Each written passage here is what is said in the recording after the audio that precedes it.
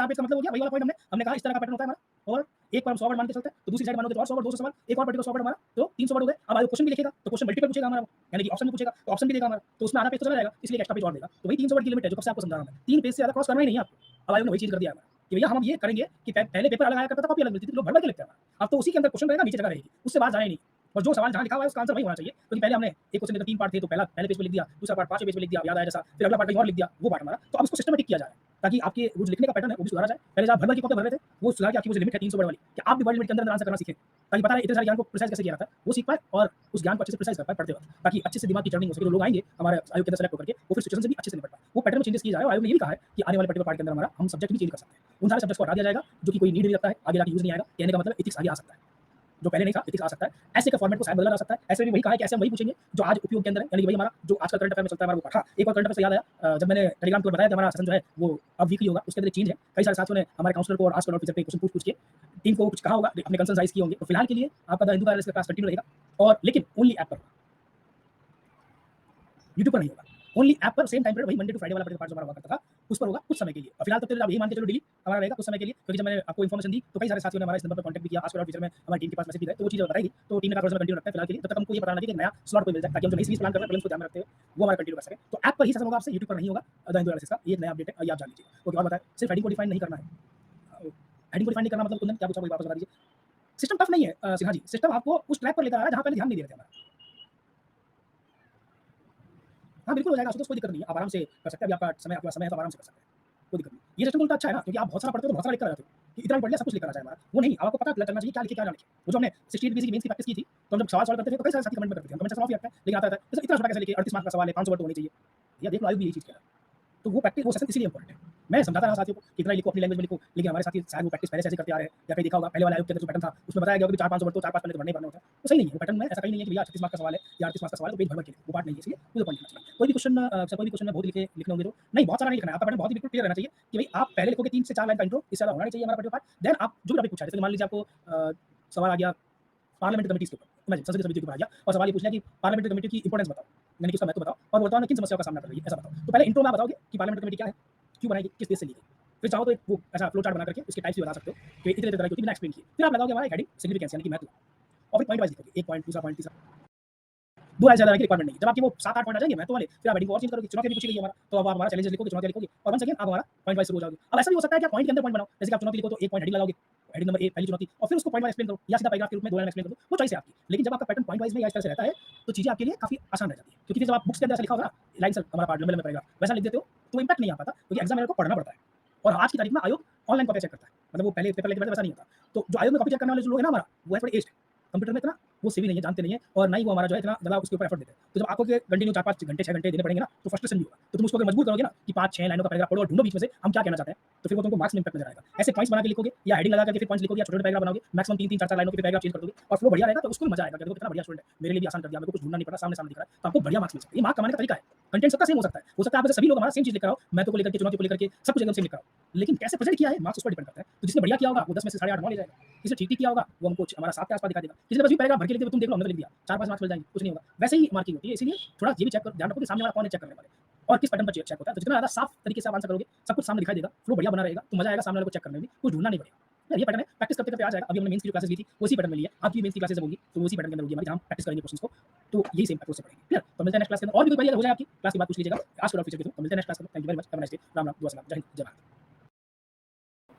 Exam में जब questions बनते हैं, खास करके प्रीलिम्स के अंदर, पंचायती राज व्यवस्था और नगर पालिका के सिस्टम को मिलाकर के क्वेश्चंस बनते हैं और ये एग्जाम पॉइंट ऑफ व्यू से ऑटोमेटिकली हमारे इसलिए जरूरी बन जाता है। अब सवाल ये भी नहीं है कि हमेशा सिर्फ इसके संबंध में कॉन्स्टिट्यूशन से ही पूछे जाते हैं, यानी कि संविधान से ही पूछे जाते हैं। कई बार क्वेश्चन हमको इनकी हिस्ट्री से ही पूछ लिए जाते हैं। जैसे कल हमने बलवंत राय मेहता कमेटी के बारे में बात की थी, अशोक मेहता कमेटी के बारे में बात की थी, एलएमसीबी कमेटी के बारे में हमने एक पॉइंट पढ़ा था। बाकी कमेटीज के नाम और ईयर पूछ लिए जाते हैं कई बार हमारा, इसीलिए अपने आप में इंपॉर्टेंट रहता है कि इसका हिस्ट्री का सेगमेंट भी हमें पता होना चाहिए। तो उम्मीद है आपने चीज़ों को रिवाइज किया होगा, अच्छे से कवर किया होगा। अगर कोई आज पहली बार क्लास में आया तो इस क्लास के बाद में कल वाले पार्ट भी कर लीजिएगा, ताकि कोई पार्ट आपका मिस ना हो। तो नगर पालिका वाला जो पार्ट रहेगा हमारा म्युनिसिपैलिटी का, सबसे पहले हम यहाँ पर भी इसका बैकग्राउंड को जानेंगे, कुछ फैक्ट्स जानेंगे। कमेटी तो सेम ही रहेगी, जो आपने पहले भी पढ़ी थी वही सेम वाला कमेटी हमको यहाँ पर भी देखने को मिलेगा, क्योंकि जब पंचायती राज व्यवस्था की बात की जा रही थी, एक्जेक्टली उसी के साथ-साथ में म्युनिसिपैलिटी की बात हो रही थी। तो वही नगर पालिका के लिए भी हमको सारी कमेटियाँ एक्जेक्टली सेम याद करनी है, अलग से याद करने की रिक्वायरमेंट नहीं है। वो इतिहास सेम है, लेकिन कुछ चेंजेस हैं। वो चेंजेस क्या है, वो हम आज के सेशन में पढ़ेंगे, जो पहले वाले के अंदर आपने नहीं कवर किया था। ओनली नगर पालिका के इतिहास से रिलेट करता है, म्युनिसिपैलिटी के इतिहास से रिलेट करता है। चलिए शुरुआत करते हैं आज के सेशन की। उम्मीद है ऑडियो वीडियो बिल्कुल क्लियर होगा। अगर कोई इश्यू आ रहा हो तो कमेंट सेक्शन में ड्रॉप कर दीजिएगा। टीम जल्दी से उसको चेक करके रिजॉल्व कर देगी। सभी का बहुत-बहुत स्वागत है। Very very good evening to all questions. Mamta, Neeraj, Nishi, Animesh, success, Sinha ji, Rizwana, Sandhya, Ashwini, Kundan, Priyanshu, Shikha, Rishabh, Shabnam, Rajneesh, R and Yadav, I hope मैंने नाम सही प्रोनाउंस किया होगा, नहीं किया तो माफ़ी चाहूँगा।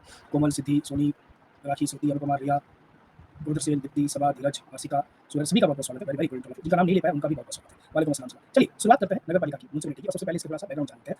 भारत में सबसे पहली म्युनिसिपल कॉर्पोरेशन यानी कि नगर निगम जो बनाई गई थी, वो 1688 के अंदर हमको देखने को मिला था, यानी कि ब्रिटिश टाइम से। हमने पंचायती राज व्यवस्था की जो स्टार्टिंग पढ़ी थी, वो पंचायती राज व्यवस्था की स्टार्टिंग हमको बलवंत राय मेहता कमेटी के आने के बाद से दिखाई देती है, जहाँ राजस्थान के अंदर ये व्यवस्था थी। इसका मतलब क्या इससे पहले ये व्यवस्था नहीं हुआ करती थी? नहीं। ब्रिटिश टाइम पीरियड के अंदर पंचायती राज व्यवस्था के बारे में कोई बात नहीं की गई थी। हाँ, म्युनिसिपैलिटी के संबंध में जरूर हमको पॉइंट्स देखने को मिलते हैं, जहाँ इसके बारे में चर्चा की गई थी। ओवरऑल ब्रिटिश टाइम पीरियड के अंदर ये व्यवस्था हमको शहरों के अंदर जरूर नजर आया करती थी, ताकि उनका डेवलपमेंट ढंग से किया जा सके। और पहली म्युनिसिपल कॉर्पोरेशन नगर निगम मद्रास में ओपन की गई थी। ये सवाल एग्जाम में पूछा गया सवाल है कि भारत में सबसे पहली म्युनिसिपल कॉर्पोरेशन कहाँ बनी थी? तो फैक्ट है, आराम से याद कर लोगे, कोई दिक्कत नहीं होगा। उसके बाद में दो और जगहों पर हमारा म्युनिसिपल कॉर्पोरेशन बनाई गई 2 महीनों के गैप के साथ में। सबसे पहले बॉम्बे के अंदर बनाई गई, फिर कोलकाता के अंदर बनाई गई। कब बनाई गई? 1726 के अंदर बनाई गई। ये उस समय ब्रिटिश साम्राज्य जब स्थापित हुआ था, ईस्ट इंडिया कंपनी व्यापार कर रही थी। ये उस पर्टिकुलर टाइम पीरियड के अंदर 3 इंपॉर्टेंट हब हुआ करते थे। 3 इंपॉर्टेंट हमारे ऐसे केंद्र थे जहाँ से ब्रिटिश ईस्ट इंडिया कंपनी व्यापार किया करती थी। तो सिर्फ वहीं पर उसी व्यवस्था को, उसी एरिया को ढंग से स्थापित करने के लिए, ढंग से बनाए रखने के लिए यहाँ पर हमको मद्रास में शुरुआत में, देन बॉम्बे और कोलकाता के अंदर ये व्यवस्था देखने को मिली। पूरे भारत में और कहीं नहीं थी, बहुत लंबे समय। लेकिन जब 1858 का गवर्नमेंट ऑफ इंडिया एक्ट आया, यानी कि हमारा भारत सरकार अधिनियम आया और ब्रिटिश सरकार का रूल आ गया, ईस्ट इंडिया कंपनी चली गई। उस सरकार के बाद में एक व्यक्ति हुआ करते थे, नाम थे लॉर्ड मेयो। और लॉर्ड मेयो एक प्रस्ताव लेकर आते हैं हमारा 1870 के अंदर, और वो कहते हैं कि भैया भारत के अंदर प्रॉपर रूप से हमको शहरों के अंदर की लोकल सेल्फ गवर्नमेंट यानी कि स्थानीय स्वशासन स्थापित किया जाना चाहिए, और इनके लिए आपको जो पैसा है वो देना चाहिए। यानी कि इससे पहले तक सिर्फ 3 जगहों पर नजर आ रहा था, मद्रास के अंदर, बॉम्बे के अंदर, कोलकाता के अंदर। लेकिन 1870 के अंदर लॉर्ड मेयो एक प्रस्ताव लेकर आए और उन्होंने कहा कि हमको ये डिसेंट्रलाइजेशन यानी कि विकेंद्रीकरण और करना चाहिए, और इसके संबंध में हमको पैसे भी चाहिए, यानी कि ताकि स्थापित कर सके बाकी के शहरों के अंदर भी। हालांकि लॉर्ड मेयो के प्रस्ताव को नकार दिया गया था।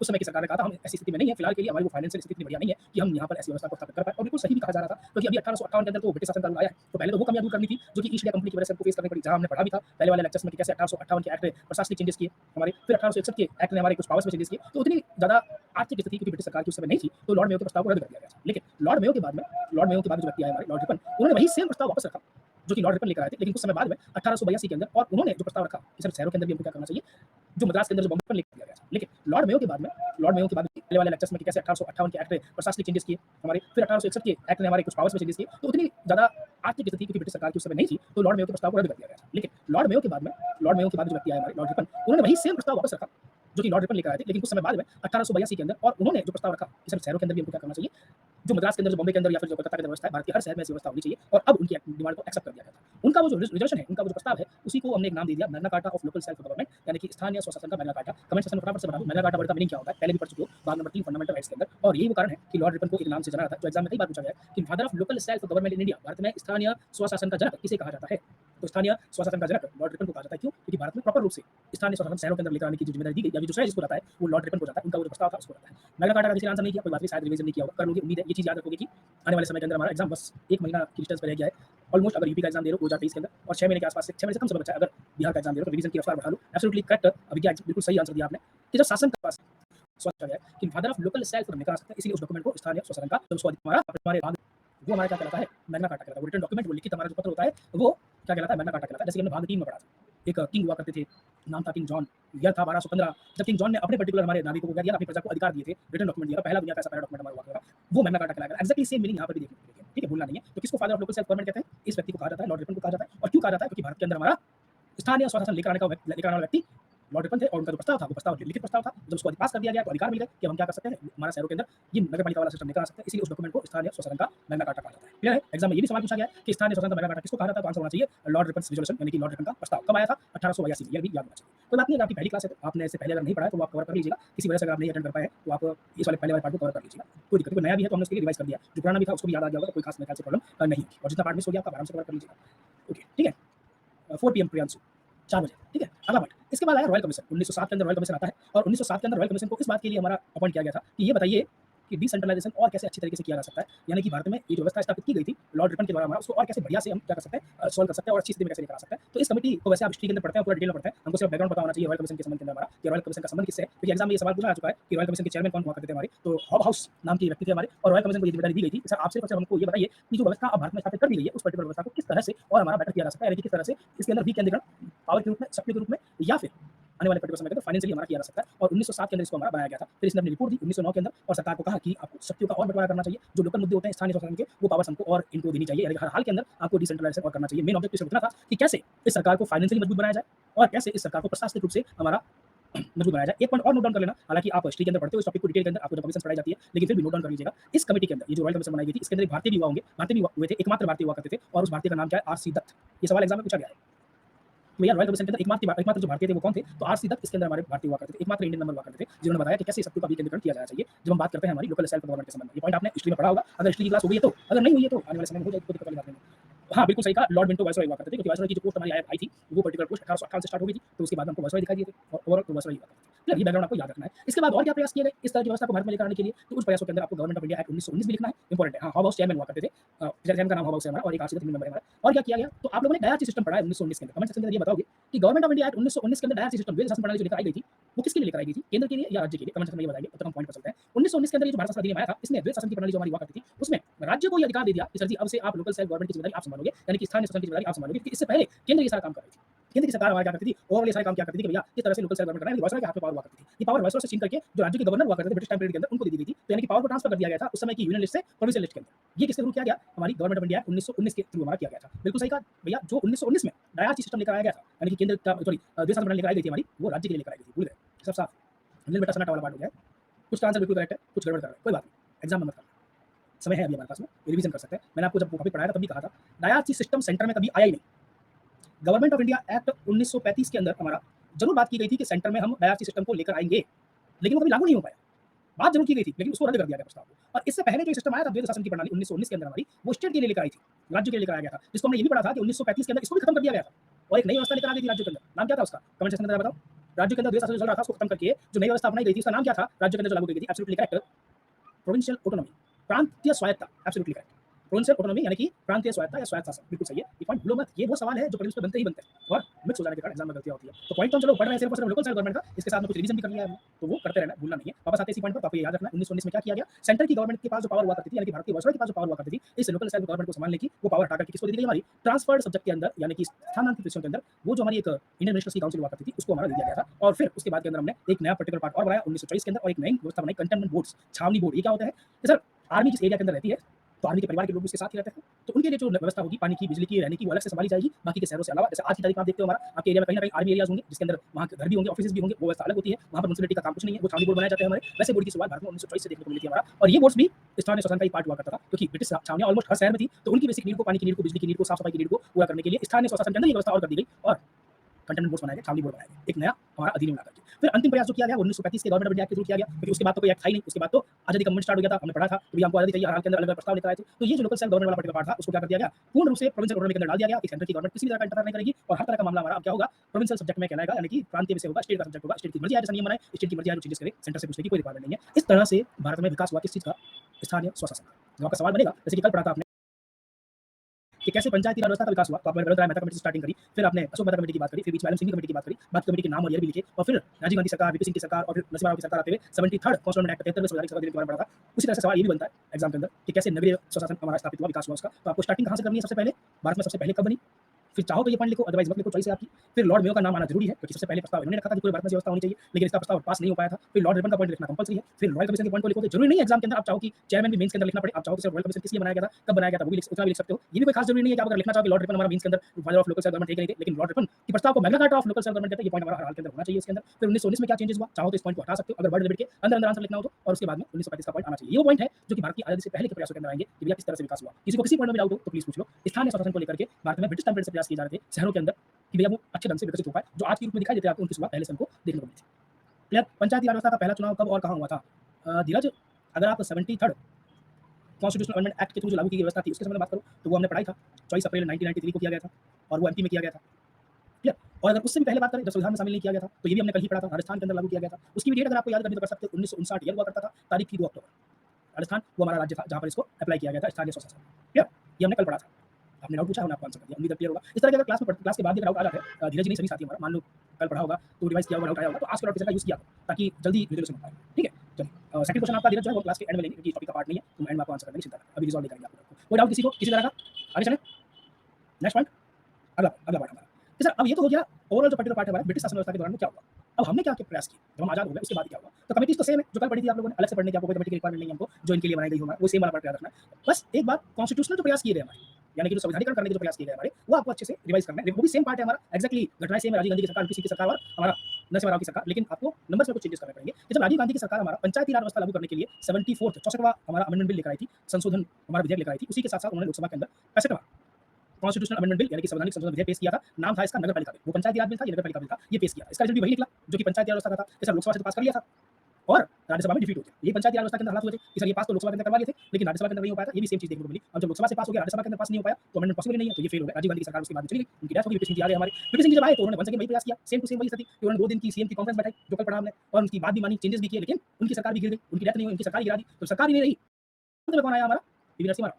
और वो पंचायती राज के साथ-साथ में यही म्युनिसिपैलिटी का बिल लेकर आए, कुछ चेंजेस के साथ में बड़े मजबूत पीएम रहे थे ये। ये वो पीएम है हमारे जिनको हम अच्छे में कह सकते हैं कि ये राजनीति के चाणक्य थे। क्यों? क्योंकि इन्होंने 5 साल एक सरकार रन करी थी और एक ऐसी सरकार रन करी थी जो कि कुछ दलों के साथ मिलकर के चल रही थी, जिसमें पूर्ण बहुमत नहीं होने के बावजूद भी, सबकी चॉइस नहीं होने के बावजूद भी ये 5 साल तक पीएम बने रहे।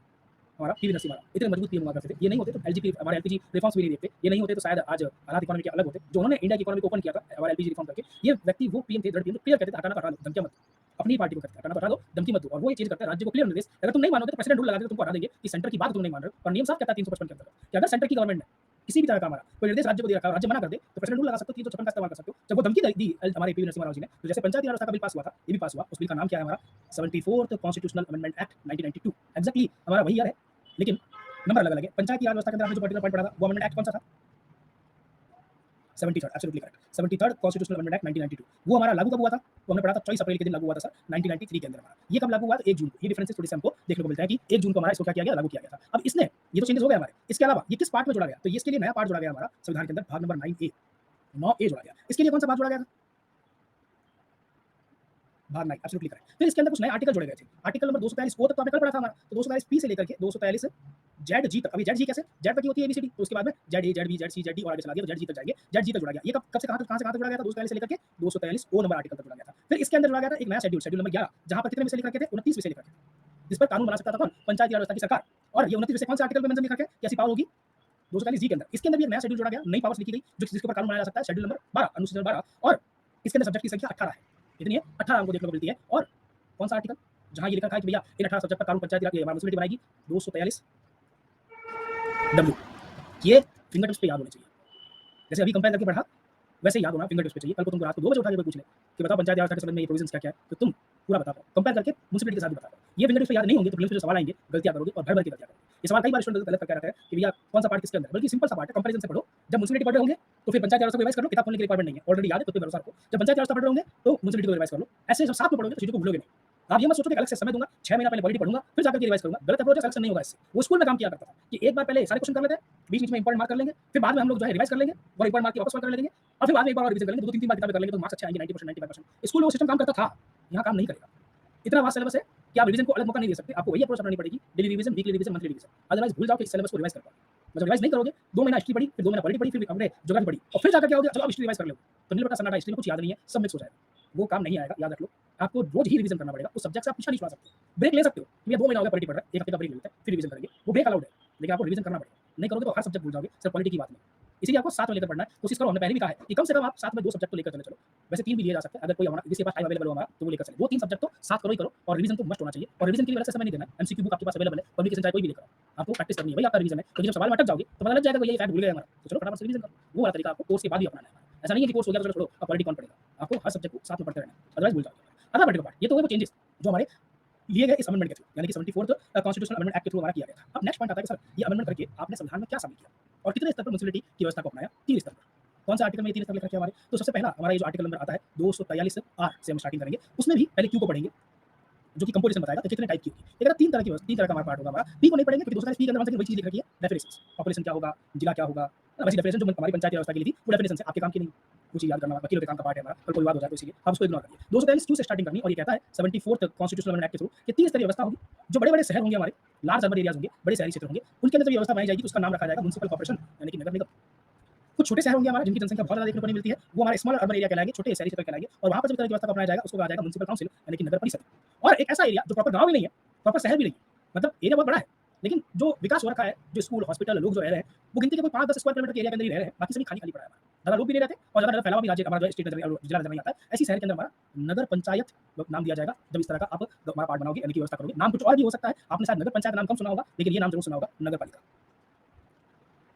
ये इसी के बारे में बात कर रहा है कि सर नाम चाहे कुछ भी हो, मर्जी है जो नाम रखो, नगर पंचायत भी रख सकते हो हमारा नाम, या चाहो तो कुछ और नाम रखो। तो हमने फिर नाम नगर पालिका अपनाया, लेकिन ऐसा नहीं है कि नगर पालिका ही यूज होता है, नगर पंचायत भी कई सारी जगह पर हमने इसको यूज होता दिखा है। जैसे आंध्र प्रदेश में नगर पंचायत कहते हैं, असम के अंदर इसका नाम टाउन पंचायत है हमारा, कई सारी पर्टिकुलर जगह के अंदर इसका नाम हमारा नोटिफाइड एरिया काउंसिल है, नाम ही चेंज कर दिया हमारा, है ना? इसीलिए अलग जगह के अंदर अलग-अलग नाम नज़र आता है। बिहार के अंदर भी नगर पंचायत कहा जाता है, नाम बकायदा ऑफिशियल रिकॉर्ड अगर देखा जाए, हमारा जो बिल पास किया गया था, उसमें लिखा हुआ है म्युनिसिपल कॉर्पोरेशन, नगर निगम, म्युनिसिपल काउंसिल, नगर परिषद, और जो ऑफिशियल नाम अडॉप्ट किया गया वो नगर पंचायत अडॉप्ट किया गया बिहार के केस के अंदर। यूपी के केस के अंदर बात करें तो नगर निगम नाम दिया गया, हमारा नगर पंचायत भी नाम दिया गया, और जो नगर परिषद है उसका नाम नगर पालिका परिषद नाम दिया गया, अलग से नाम हमारा एक्स्ट्रा भी ऐड किया गया। तो हर जगह के अंदर हमारा अलग-अलग नाम देखने को मिलता है, बस क्राइटेरिया बता दिया है कि कहाँ कैसे नाम रखोगे। बड़े अगर आपको अर्बन एरिया दिखाई दे तो वहाँ नाम रखोगे म्युनिसिपल कॉर्पोरेशन, छोटे अर्बन एरिया दिखाई दे जहाँ जनसंख्या ज़्यादा नहीं है हमारा वो है म्युनिसिपल काउंसिल, और ऐसा जगह जहाँ पर जनसंख्या ज़्यादा नहीं है लेकिन वो एरिया भी प्रॉपर शहर नहीं है, प्रॉपर गाँव भी नहीं है, ऐसे एरिया को हमारा वो हम नगर पंचायत या कुछ और नाम से भी जानेंगे। ये व्यवस्था यानी कि हम कह सकते हैं त्रिस्तरीय व्यवस्था हमारी अपनाई गई। तो जरा याद करके बताओ कि म्युनिसिपैलिटी के अंदर भी तो ऐसी त्रिस्तरीय व्यवस्था हुआ करती थी, सॉरी पंचायती राज व्यवस्था के अंदर हमारा जो कल पढ़ा था, जिसमें से एक विलेज वाला पार्ट था, शॉर्ट में लिखेंगे हम, गाँव वाला पार्ट था, एक ब्लॉक यानी कि खंड वाला स्तर था, और एक हमारा जिला डिस्ट्रिक्ट वाला पर्टिकुलर पार्ट हुआ करता था। इनके नाम क्या थे? ग्राम पंचायत, बिल्कुल सही, पंचायत समिति और जिला परिषद, यानी कि हम कह सकते हैं डिस्ट्रिक्ट काउंसिल या जिला काउंसिल, कुछ भी कह लो, एक ही बात है हमारा। जिला परिषद, जिला काउंसिल, हमारा डिस्ट्रिक्ट काउंसिल, कुछ भी नाम, ये तीन स्तरीय व्यवस्था नजर आती है हमको। जैसे पंचायती राज व्यवस्था के अंदर भी तीन स्तर थे, म्युनिसिपैलिटी के अंदर भी तीन स्तर है। यहाँ पर भी हमने यही सेम सिस्टम देखा था, इसके अंदर भी यही सेम सिस्टम नजर आता है। फर्क कहाँ है फिर? चुनाव वाले पर्टिकुलर तरीके के अंदर कुछ डिफरेंस नजर आता है। क्या है कंपोजिशन हमारा, यानी कि चुनाव कैसे किया जाएगा और उसका तरीका क्या रहेगा और ये कहाँ लिखा है? तो आर्टिकल नंबर नेक्स्ट आता है हमारा कंपोजिशन को लेकर के 243 आर। ये कहता है all the members of the municipality, मतलब वही तीनों स्तर जो हमारे हैं, all the member of the municipality shall be elected directly by the people of municipal area, यानी कि वो जो नगर पालिका बना रखी है, नगर पंचायत, नगर परिषद या नगर निगम बना रखा है, उस एरिया में जितने लोग आते हैं वही लोग वहाँ के वार्ड मेंबर को पास सदस्य कहा जाता है हमारा, वार्ड काउंसलर जिसे कहा जाता है उसको चुनेंगे, यानी जनता वोट डाल करके चुनेगी तीनों स्तर पर। किसको? सिर्फ मेंबर्स को, सदस्य को, क्लियर? जनता के द्वारा चुने जाएंगे। इसके अलावा नेक्स्ट पर्टिकुलर पार्ट हमारा कि सर वो जो अध्यक्ष होंगे वो कैसे चुने जाएंगे। अब इसके संबंध में क्या पॉइंट हाईलाइट किया गया है? ये कहता है कि the state legislature may provide the manner of election of a chairperson of a municipality. राज्य विधानमंडल किसी नगर पालिका के अध्यक्ष, तीनों की बात की जा रही है, तीनों नगर पालिका, नगर निगम, नगर परिषद, वो सब बात की जा रही है, और तरीका कौन तय करेगा? राज्य का विधानमंडल। एक बार क्विक रिवीजन पर आ जाओ, ये जो पर्टिकुलर पॉइंट पढ़ा था आपने तीनों, ये वाला पार्ट कल, जरा बताओ जब मेंबर चुनने की बारी आया करती थी तब तो तीनों में सेम तरीका था, डायरेक्ट इलेक्शन, यही था, गलत तो नहीं बोल रहे हम लोग? जब मेंबर चुनने की बारी आती थी जनता वोट देके मेंबर चुना करती थी, लेकिन जब अध्यक्ष की बारी आ जाया करती थी तो जरा बताओ इन दो के लिए सिस्टम कौन सा था जो लिखा रखा था संविधान में? इनडायरेक्ट। सर जब मुखिया चुनोगे, अध्यक्ष चुनोगे तो जनता वोट नहीं डालेगी, वो जो लोग चुनकर आए हैं हमारा उन्हीं में से हमको वोट देखने को मिलेगा। लेकिन जरा इसके लिए बता दो, ग्राम पंचायत के लिए चुनाव का तरीका क्या लिखा रखा था? विधायिका, एब्सोल्युटली करेक्ट। स्टेट का लेजिस्लेचर, राज्य का विधानमंडल तय करेगा, ना डायरेक्ट ना इनडायरेक्ट, लिखा ही नहीं सर जी, कह दिया राज्य की विधायिका तय करे। किस केस में विधायिका तय कर रही है? सिर्फ ग्राम पंचायत के केस के अंदर। ग्राम पंचायत ने कह दिया कि भैया डायरेक्ट, सॉरी विधायिका ने कह दिया स्टेट के लेजिस्लेचर ने कह दिया डायरेक्ट कराओ तो डायरेक्ट होंगे सरपंच के चुनाव, स्टेट के लेजिस्लेचर कह दिया डायरेक्ट नहीं होंगे, इनडायरेक्ट होंगे, तो इनडायरेक्ट होंगे, अप्रत्यक्ष रूप से होंगे। जबकि इन दोनों के लिए ये जो पार्ट है हमारा और ये पार्ट है, इस पे क्या दिया?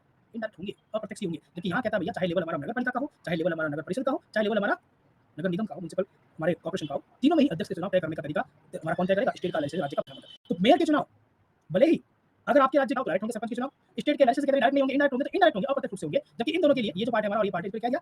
इनडायरेक्ट होंगे, अप्रत्यक्ष ही होंगे। जबकि यहाँ कहता है भैया चाहे लेवल हमारा नगर पालिका का हो, चाहे लेवल हमारा नगर परिषद का हो, चाहे लेवल हमारा नगर निगम का हो, म्युनिसिपल हमारे कॉर्पोरेशन का हो, तीनों में ही अध्यक्ष के चुनाव तय करने का तरीका हमारा कौन तय करेगा? स्टेट का लेजिस्लेचर, राज्य का विधानमंडल। तो मेयर के चुनाव भले ही अगर आपके राज्य के अंदर प्रत्यक्ष रूप से आपने वोट डालकर मेयर को चुना है, इसका मतलब ये नहीं कि संविधान ने कहा कि वो मेयर हमारा प्रत्यक्ष रूप से चुना जाएगा। ये सवाल बन सकता है। क्यों? दिल्ली में भी हाल ही के चुनाव हुए थे और दिल्ली में मेयर का चुनाव कैसे हुआ? इनडायरेक्ट हुआ।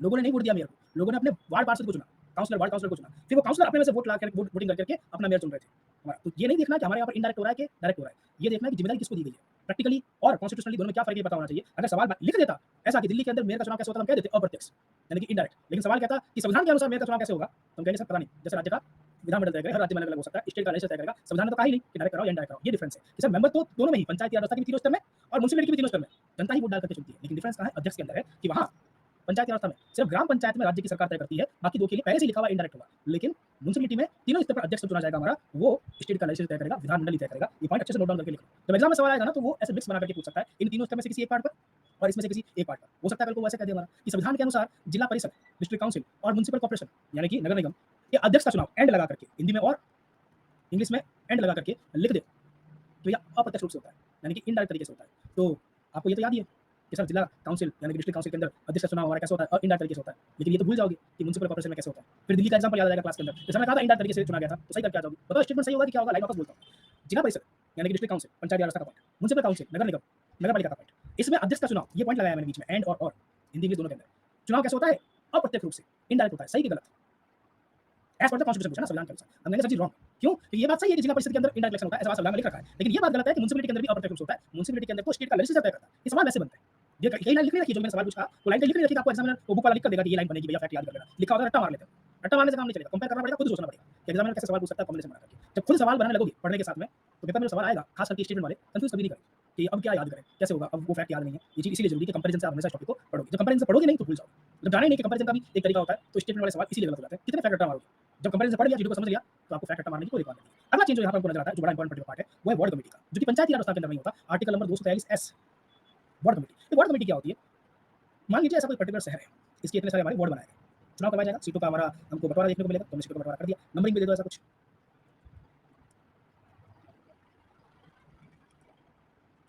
मान लो शहर के अंदर 15 सीटों पर चुनाव होने वाले हैं। अब आपने अपने हाँ, दरभंगा नाम दे देते हैं, चलो कोई बात नहीं, दरभंगा नाम दे देते हैं उसको। अब ये दरभंगा के अंदर हमारे इलेक्शन होने वाले 15 सीटों के अंदर चुनाव होने वाले हैं। लेकिन एक चीज़ सोच के देखो कि जहाँ आप रह रहे हो हमारा, वो एक वार्ड होगा। अगर 4-5 पर्टिकुलर गली और छोड़ दोगे, 4-5 गली और छोड़ दोगे हमारा, तो वार्ड नंबर चेंज हो जाएगा। वो वोट कहीं और लगेगा। फिर 4-5 गली और चढ़ा के चले जाओगे तो वार्ड नंबर चेंज हो जाएगा। क्योंकि चुनाव छोटे हैं, तो वार्ड भी बहुत छोटे होते हैं। विधानसभा से तो लोकसभा से तो बहुत बड़ा होता है। तो 4-5 मोहल्ले कवर हो जाते हैं हमारे एक ही सीट के अंदर। तो सभी का उसी वार्ड के अंदर हमको अलग-अलग बूथ नंबर देखने को मिलता है। लेकिन वार्ड ही चेंज हो जाता है, तो क्या कर लोगे हमारा? ये म्युनिसिपैलिटी के अंदर देखने को मिलता है। अब जब 4-5 गलियों के अंदर आपका ये ओवरऑल पार्ट चेंज हो रहा है, तब सोचो कि यहाँ पर पार्सल अलग होगा, यहाँ पार्सल अलग होगा, यहाँ भी पार्सल अलग होगा, यहाँ सब जगह पे पार्सल हमको अलग-अलग देखने को मिलेंगे। लेकिन मोहल्ले में जो पाइपलाइन बिछ रखी है, वो तो पार्सल के अकॉर्डिंग नहीं होगी ना। जो पाइपलाइन बिछ रखी है, मान लो 2 नंबर से स्टार्टिंग होगी पानी की पाइपलाइन, वो 5 नंबर में आई, 6 नंबर में भी गई, 9 में भी गई, 8 में भी गई, 11 में भी गई। उसी एक पाइपलाइन से हमको क्या देखने को मिल रहा है हमारा?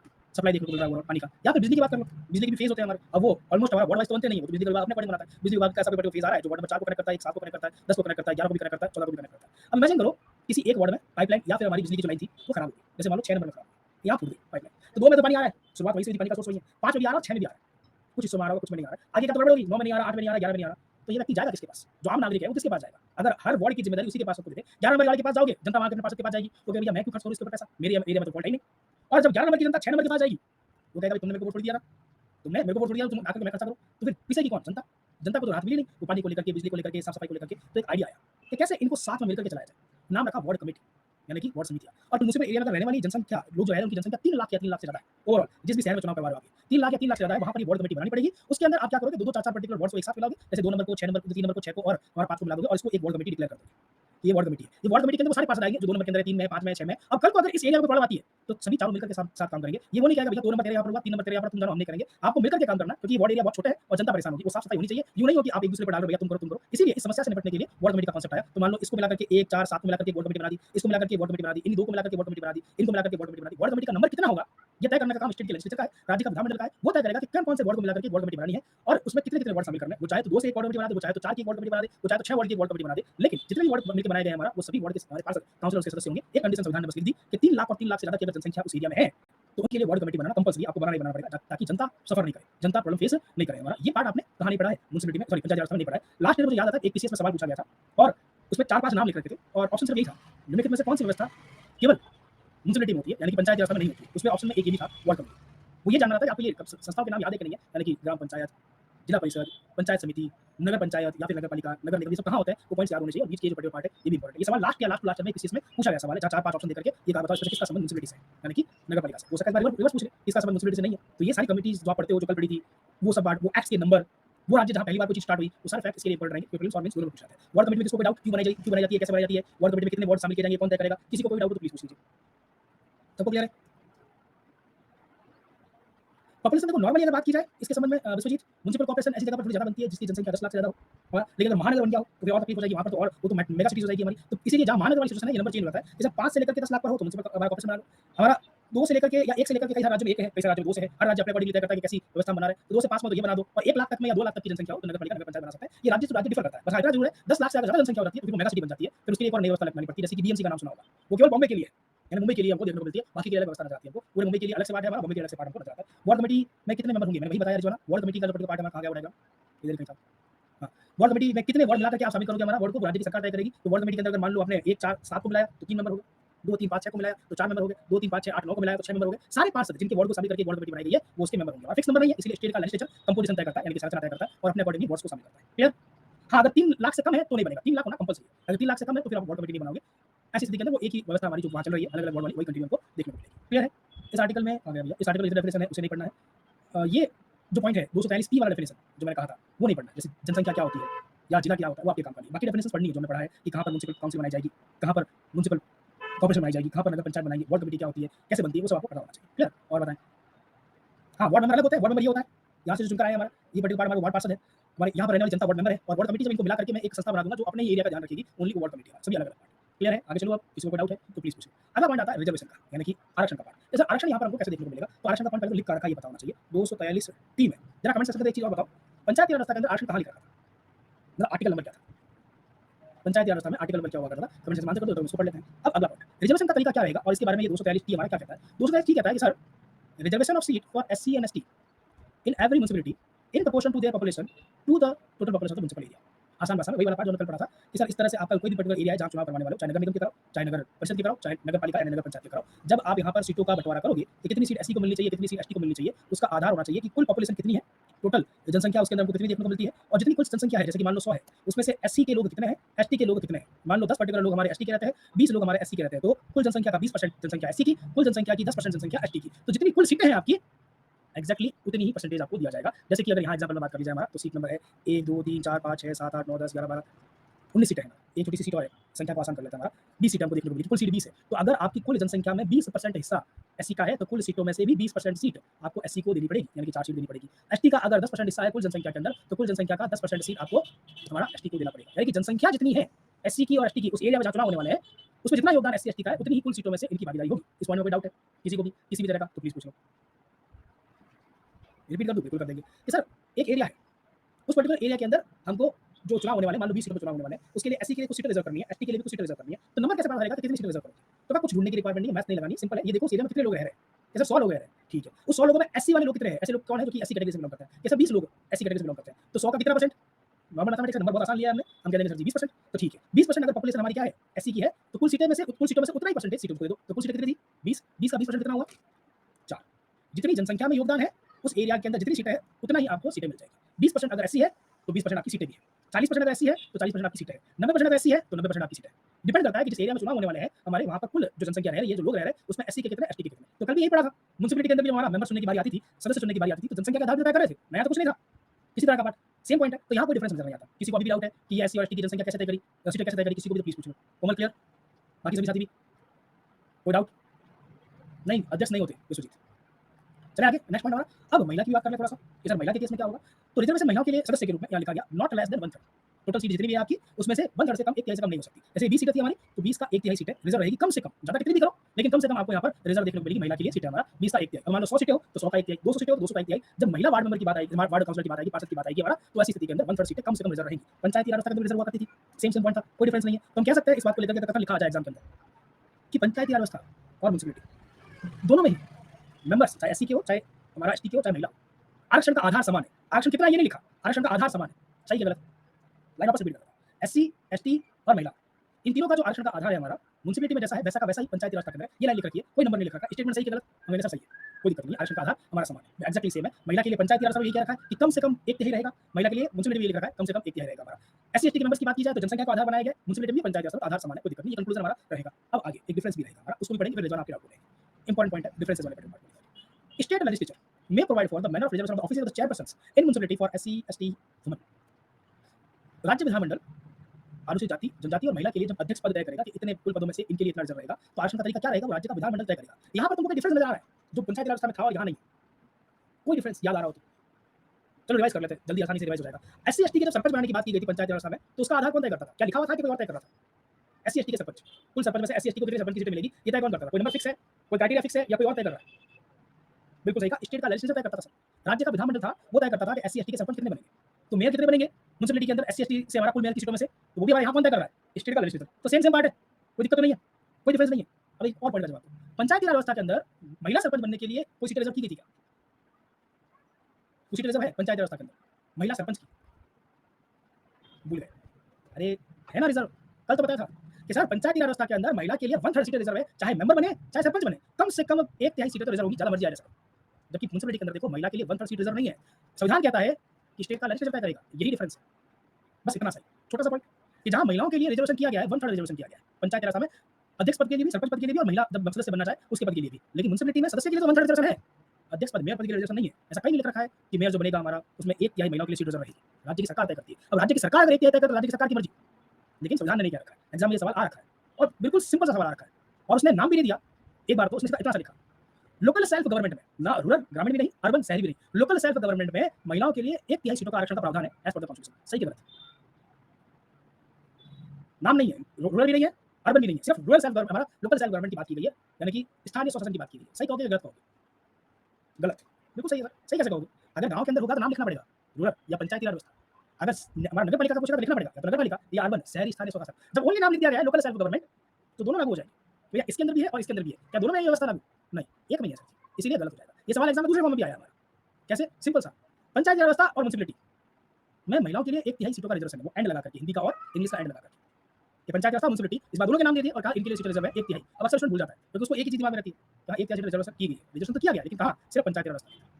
सरपंच के अध्यक्ष के पद की बात की जाए तो 1/3 का रिजर्वेशन नहीं है। हाँ, मेंबर की बात करते हैं, अगर सदस्य की बात करते हैं, ये सेम सवाल रखते हैं कि पंचायती राज व्यवस्था और म्युनिसिपैलिटी या लोकल सेल्फ गवर्नमेंट में महिलाओं के जो सदस्य हैं, हमारे महिला सदस्य, उनके सीटों का रिजर्वेशन 1/3 है, तो हम सही कर देते हैं उसको। जो पहले गलत किया उसको सही करते हैं। अध्यक्ष लिखते ही, शब्द को बदलते ही आंसर चेंज हो जाता है। यही तो चीज शुरुआत से समझा रहा हूं आपको। पॉलिटी में शब्द बदल दूं मैं, एक हटा के दूसरा डाल दूं या एक वर्ड को हटा दूं वहां से, तो आंसर चेंज हो जाता है। वो फैक्ट से आपके लिए इंपॉर्टेंट है। लोगों को प्रीलिम्स भी क्लियर नहीं होता, उसका मेन कारण यही है। मेंस क्लियर करना टफ नहीं है। कई सारे लोग मेंस क्लियर कर सकते हैं आराम से, 15,000 तो लोग आते हैं मैक्सिमम टू मैक्सिमम, राज्य में तो उतने भी नहीं आते मेंस लिखने के लिए हमारा। उसमें से हमारा ऑलमोस्ट 1/3 लोग सेलेक्ट करते हैं, 5 से हमारे आस-पास 5,000 के आस-पास में 1/3 लोग इंटरव्यू में जाते हैं। मेंस आप भरभर के लिख सकते हो क्योंकि वहां आपको वो नहीं सोचना है कि फैक्ट वाला जो पार्ट है उसका क्या होगा, किस तरह से होगा। लेकिन क्यों प्रीलिम्स नहीं हो पाता हमारा ये पढ़ने का पार्ट? कहीं होगा ये कारण, तो पढ़ते हो ध्यान नहीं देते। फैक्ट्स गए तो गए, क्या फर्क पड़ता है? कोई कॉम्बिनेशन नहीं बनाया, कोई रिवीजन नहीं, कोई प्रैक्टिस नहीं, लोगों का एक ही स्टेप रह गया। किसी भी एग्जाम के क्लियर करने वाले पर्सन को भी पूछना, अगली बार तुम एग्जाम दोगे तो लिखित में कह सकते हो कि प्रीलिम्स क्लियर होगा, नहीं कह सकता अगर अप्रोच नहीं होता। कई सारे लोग ऐसे होते हैं जो अपनी जॉब छोड़ करके वापस इंप्रूवमेंट के लिए एग्जाम देते हैं, नहीं सेलेक्ट हो पाते। कई सारे लोग ऐसे भी होते हैं कि कुछ जॉब्स के अंदर रहकर भी हमारा क्या करते हैं, वही सेम एग्जाम देते हैं, पहली बार जो क्लियर कर रखा होता है वो नहीं क्लियर हो पाता। इसीलिए प्रीलिम्स का फेज सबसे इंपॉर्टेंट फेज है। इस एग्जाम के अंदर रियल तैयारी जरूर मेंस के शुरू स्टार्ट होती है क्योंकि मार्क्स उसके ऐड होते हैं, लेकिन ये जो शुरुआत का फेज जहां से एलिमिनेशन स्टार्ट होता है, वहां अगर आप गलतियां करोगे, छोटी-छोटी गलतियां करोगे तो दिक्कत होगी। जब थोड़े दिन पहले मैंने टेस्ट लिया था, वो उन गलतियों को हाईलाइट करने के लिए था जो शायद आप में से कई सारे साथी प्रैक्टिस करने के लिए नहीं कर रहे थे। जो शुरुआत से कहा एमसीक्यू करना है, इंपॉर्टेंट है। अपनी उन्हीं अप्रोचेस के कारण जो आप गलतियां तैयारी के दौरान कर जाते हो, एग्जाम में सिलेक्शन नहीं होता। इस छोटी सी गलती के कारण कि आपको शुरुआत में जब आपको बताई गई थी रिवीजन की और प्रैक्टिस की, आप उससे कर लेंगे, क्या फर्क पड़ता है। और आप नहीं, हमने भी कभी किया था जब हम स्टूडेंट हुआ करते थे। तो इंसान 70% सीखता है, हमारी जो चीजें हैं वो गलतियां दूसरों से सीखता है। खुद ठोकर खा के क्यों सीखना है? दूसरों से सीख जाओ, क्या पता तुम्हारा भला हो जाए, दूसरे का भला नहीं हो पाए। इसीलिए प्रैक्टिस करो, जरूरी है। और डाउट पूछो, ये मत सोचो कि हम खुद ठोकर खाएंगे तो ये अकल आएगी, फिर लेट हो जाएगा क्योंकि इस एग्जाम में जब ठोकर लगती है तो 1 साल कम से कम और लगता है।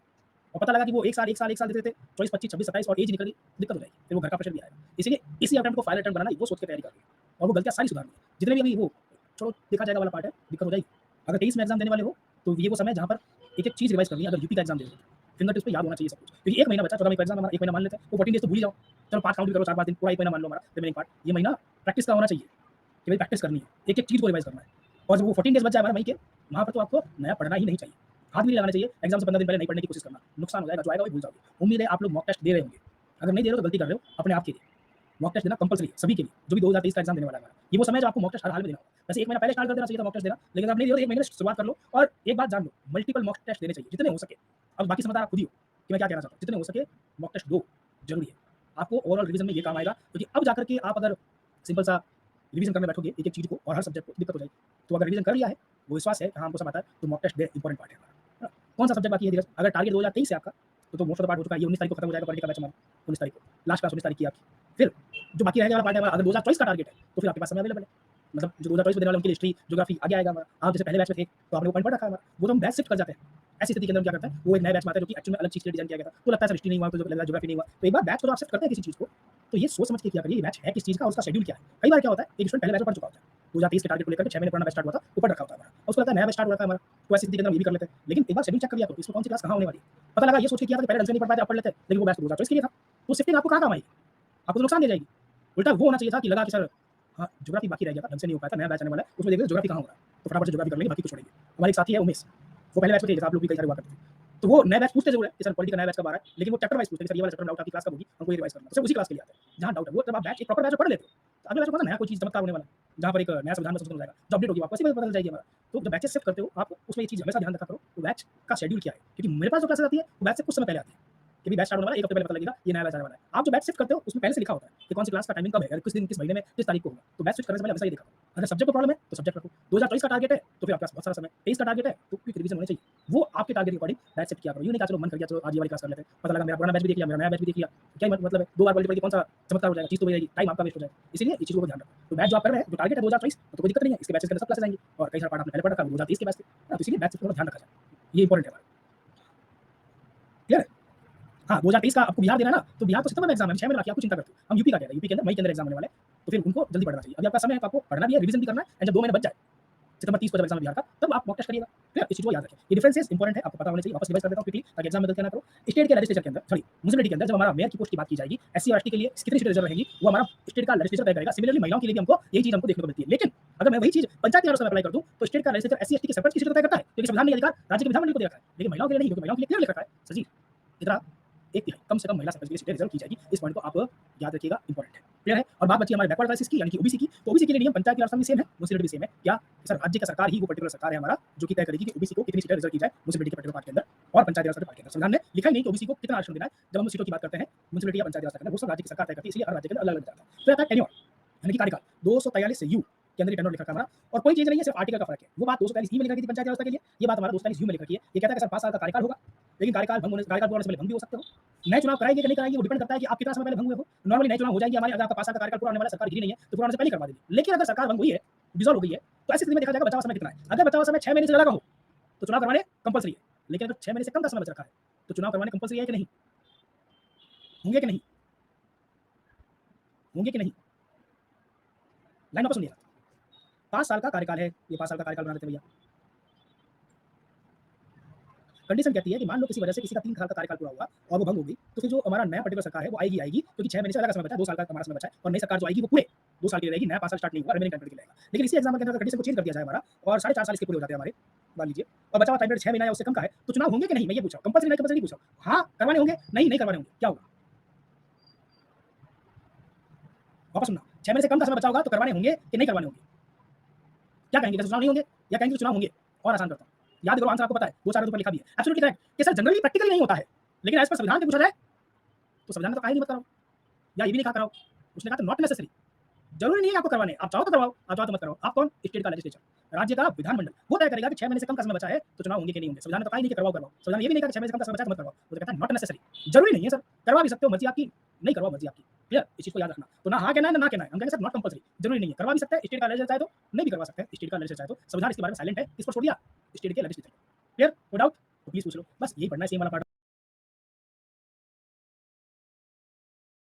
हमने कल पढ़ा था। बाकी सारे वही फैक्ट्स हैं जो कल पढ़े थे, आर्टिकल नंबर का फर्क है और कोई चेंजेस नहीं है। वही 21 साल की एज है, वही स्टेट का इलेक्शन कमीशन है, वही स्टेट का फाइनेंस कमीशन है, वही वो 5 राज्य हैं जहाँ पर ये व्यवस्था हमारी लागू नहीं, 3 राज्य जहाँ हमारी व्यवस्था लागू नहीं होती। एक्जेक्टली वही वाला पार्ट है हमारा। यूनिट वाले केस में दिल्ली को छोड़ देना है, बाकी सबके अंदर हमारा प्रेसिडेंट ही तय करता है, और दिल्ली के अंदर प्रेसिडेंट नहीं तय कर रखा है हमारा पॉइंट। एक्जेक्टली सेम है, कुछ डिफरेंस नहीं है। वही टेबल आपको नोट्स में मिलेगी, हिंदी इंग्लिश दोनों में, जो क्लास नोट्स मिलता है या बुकलेट्स मिलती है उसके अंदर, वो आपको फैक्ट के रूप में याद कर लेनी है। बाकी और कोई डिफरेंस नहीं है। कोई और डाउट हो, किसी तरह का डाउट हो तो प्लीज पूछ लो। ये है छोटा सा पार्ट हमारा म्युनिसिपैलिटी का। किसी को कोई भी क्वेरी हो तो प्लीज पूछो, कोई भी पार्ट के अंदर। बिल्कुल सही कहा, डिपेंड ऑन गवर्नमेंट। इसमें भंग कैसे होता है? धीरज वही तरीका है जो हमने कल कहा था। भंग होने का तरीका स्टेट का लेजिस्लेचर तय करता है, राज्य का विधानमंडल तय करता है। जैसे पंचायत की व्यवस्था के अंदर हर राज्य के अंदर अलग-अलग व्यवस्था है। नॉर्मली 2 तिहाई वाली व्यवस्था है, एक्जेक्टली यहाँ पर भी वही व्यवस्था है। भंग होने का तरीका हर राज्य अपने-अपने अकॉर्डिंग तय करता है। कुल मेंबर्स का 2 तिहाई नॉर्मली चाहिए होता है अगर आपको उसको भंग करके नए चुनाव करवाने हैं तो। लेकिन हर राज्य में अलग-अलग व्यवस्था आ जाती है। ओके, और बताएं। हाँ, बिहार में 50% से ऊपर है। रिजवाना आपका भी पॉइंट, आपने जो 50% पॉइंट लिखा था, हमने कहा कम से कम 1 तिहाई होना चाहिए। ज़्यादा कितना होगा? वो स्टेट का लेजिस्लेचर तय कर सकता है, राज्य की सरकार तय कर सकती है। बिहार में रिजर्वेशन दोनों ही केसेस में 50-50% है। तो सवाल अगर बिहार का आ जाए हमारा, तो बिहार वाले पर्टिकुलर पार्टी के अंदर आपको 50% आंसर देना है। संविधान का बोले तो 1 तिहाई से कम नहीं हो सकता। क्लियर? कोई डाउट? ओके, आपका फर्स्ट, सर मेरा फर्स्ट और लास्ट एग्जाम देने जा रहा हूँ। पहला ही देने जा रहा हूँ, आखिरी देने जा रहा हूँ।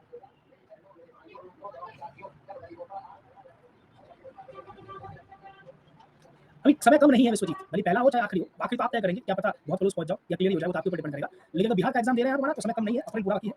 मई, जून, जुलाई, अगस्त, सितंबर, 30 को एग्जाम हमारा, वो भी टेंटेटिव डेट है। आयोग फिलहाल तो ये कह रहा है इसी डेट को कराएंगे, हम यही मान के चलेंगे इसी डेट को कराओगे, फिर भी प्रॉपर 6 महीने बाकी है, इसको कम नहीं करते। 6 महीने में तो रातों रात क्या चीज बदल जाए। 6 महीने बहुत बड़ी बात होती है इस एग्जाम को क्लियर करने के लिए। एकदम बढ़िया सा अपना डेडिकेटेड टाइम दे दो। जॉब अगर आप कर रहे हैं हमारा पहले से भी, तो कोई दिक्कत नहीं है, उसको कंटिन्यू भी रख सकते हो। अगर प्राइवेट जॉब है तो बेटर रहेगा, कंटिन्यू रखो। गवर्नमेंट जॉब है तो आपके लिए बहुत ज़्यादा फायदा है, आपको पीएल, सीएल मिलता है अगर पहले से गवर्नमेंट जॉब में हो तो। साथ ही साथ में तैयारी के लिए भी छुट्टी मिलती है, अप्लाई करके देख लो, शायद मिल जाए। 6 महीने की नहीं तो 2-3 महीने की तो मिल ही जाती है अगर गवर्नमेंट जॉब में हो तो। लेकिन हम ये मान के चलते हैं एक बार के लिए, चलो भाई छुट्टी नहीं ले पा रहे हो तो क्या कैसे तैयारी करें? तो भाई जो वीक ऑफ्स होते हैं आपके, जो वीकेंड्स होते हैं, जो आपकी कोई ऑफिस का टाइम नहीं रहता, जैसे संडे या फिर आपका सैटरडे वाला पर्टिकुलर पार्ट हमारा, उसको थोड़ा समय ज़्यादा दो और थोड़ी नींद को सैक्रिफाइस करो। बाकी के टाइम के अंदर हफ्ते में 5 दिन नींद सैक्रिफाइस करो, थोड़ा जल्दी उठो और रात को थोड़ा लेट सो।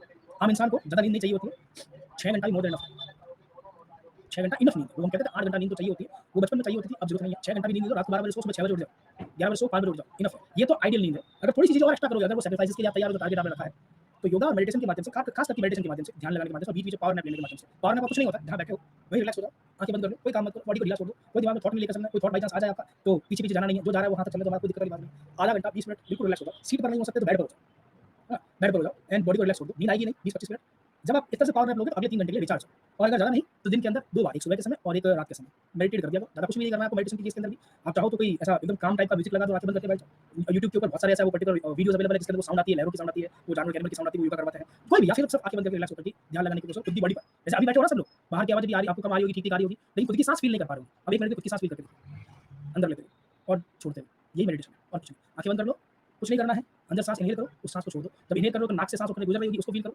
जब एक्सहेल कर रहे हो तो नाक से निकले उसको भी आप फ़ील करके देखो। धीरे-धीरे थोड़ा आगे बढ़ोगे 5 मिनट बाद में, तो अभी जो शोर बहुत ज़्यादा आपको सुनाई नहीं दे रहा है ना, बाहर वाला, कम-कम आवाज़ आ रही है, वो गाड़ियों की हॉर्न की आवाज़ आएगी, वो जो बर्ड कहीं पर दूर-दराज तुम्हारा आवाज़ कर रहे होंगे वो भी आएगी। 15-20 मिनट, 30 मिनट जब आपको लगे कि अब मेरी बॉडी रिलैक्स हो गई है, दिमाग शांत है, ये तो इसी को मेडिटेशन कहते हैं। ये करके अगर आप इससे कम भी चले जाते हो, 5 घंटा या 4 घंटा, बॉडी थकेगी नहीं, बीमार नहीं पड़ोगे। ये चीज़ करो पहले तो। मैं फिर भी 6 घंटे से स्टार्ट करने को कहूँगा।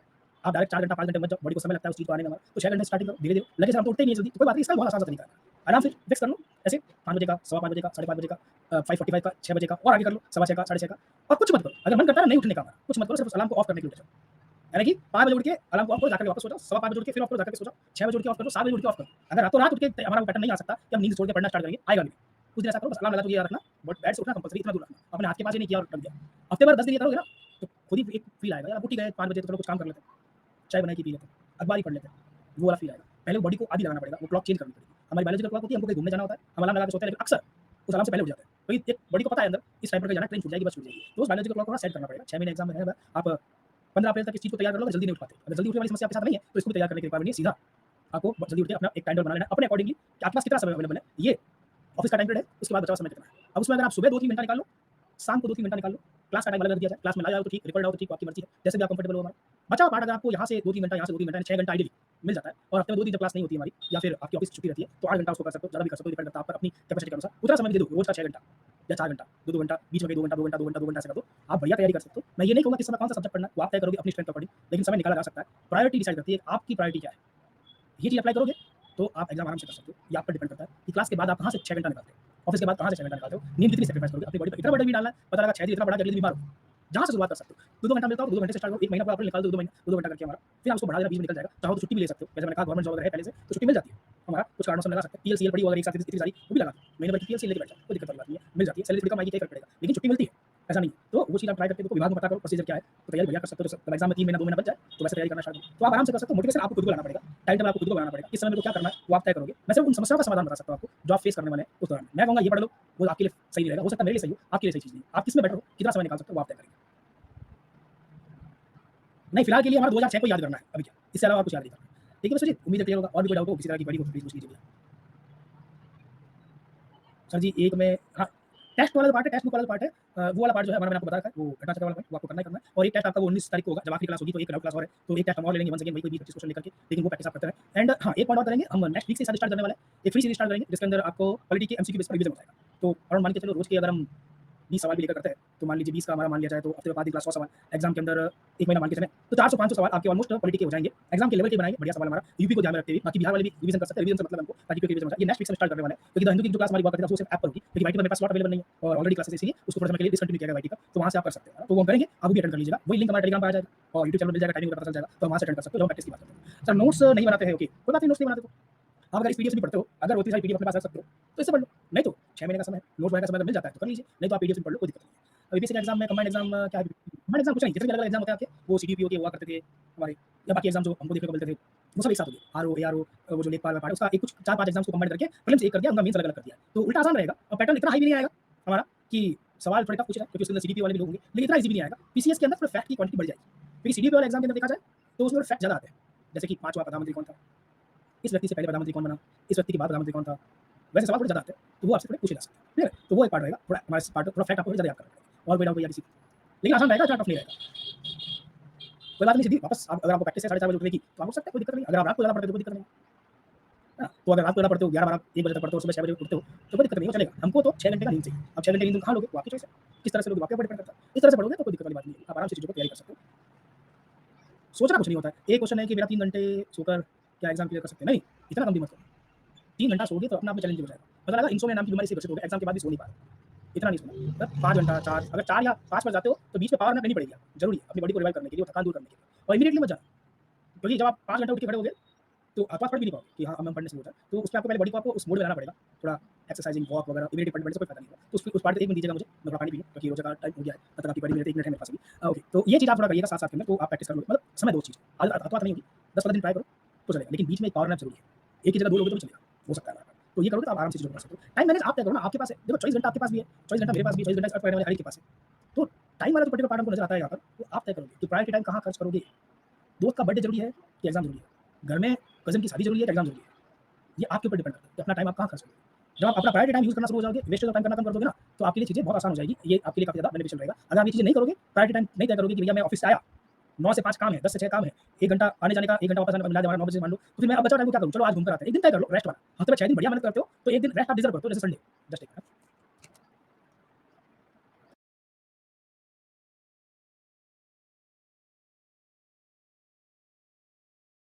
बस 1 दिन तय कर लो अपना संडे वाला पड़ेगा तो रिलैक्स कर लो। संडे ज़रूरी नहीं है, आपकी ऑफ़िस की छुट्टी अगर किसी और दिन रहती है, तो उस दिन रिलैक्स कर लो। बढ़िया से अगर 6 दिन देते हो डेडिकेशन से, 1 दिन रेस्ट भी आप डिज़र्व करते हो, तो वो अगर नींद भी कम कर दोगे ना अपनी आप, तो सॉल्व हो जाएगा। 1 दिन बढ़िया सो जाना, बिना किताबों का हाथ लगाए। वो पूरी कवरेज आपको देखने को मिल जाएगी। वो करेंगे तो चीज़ें आपको बेटर देखने को मिलेगी। और मान लो किसी को लगता है सुबह नहीं पढ़ पाते जल्दी, तो कोई बात नहीं, रात को पढ़ने का आदी हो गया, तो रात को पढ़ लो। पढ़ने का समय जहाँ मिल जाए। जैसे हमको रात को नींद आती है, तो सुबह पढ़ लो, कोई दिक्कत नहीं है। अगर कॉलेज गोइंग नहीं हो, ऑफ़िस गोइंग नहीं हो, हाउसवाइफ नहीं हो, वो वाली समस्या नहीं, सिर्फ पढ़ना ही काम है, तो 24 घंटा पूरा अवेलेबल है। और उसमें से आपको 8 घंटे निकालने हैं अपनी पढ़ाई के लिए, सेल्फ स्टडी के क्लास के अलावा। अगर नहीं, ये वाली कंडीशंस नहीं है, जैसे जॉब में हैं हम लोग या कॉलेज गोइंग है, इसके एग्ज़ाम होते हैं या हाउसवाइफ का टाइम नहीं मिलता हमारा, तो इसी टाइम को आपको बाँट देना है। 6 घंटे कम से कम निकालने हैं, 2-2 घंटे का गैप से बना लो और थोड़े समय 10-15 दिन प्रैक्टिस करो, नींद अपना भाग जाएगी। है ना? थोड़ी आदत लाइफ़स्टाइल को सुधार लो, चीज़ें आसान होती है आपको, हमारा दिखाई देगी, तो कोई तकलीफ नहीं। हाँ, रात को पढ़ लेते हो तो कोई दिक्कत वाली बात नहीं है, आराम से। हम जहाँ पढ़ लें उतना ही सही है। ईद के लिए कितने दिन की छुट्टी मिलेगी? 1 दिन की मिलेगी। मेन ईद वाले जो पर्टिकुलर पार्ट है उस दिन की छुट्टी मिलेगी। उस दिन भी मेरे ख्याल से सारी क्लासेस आपकी ऑफ नहीं रहेगी या होगी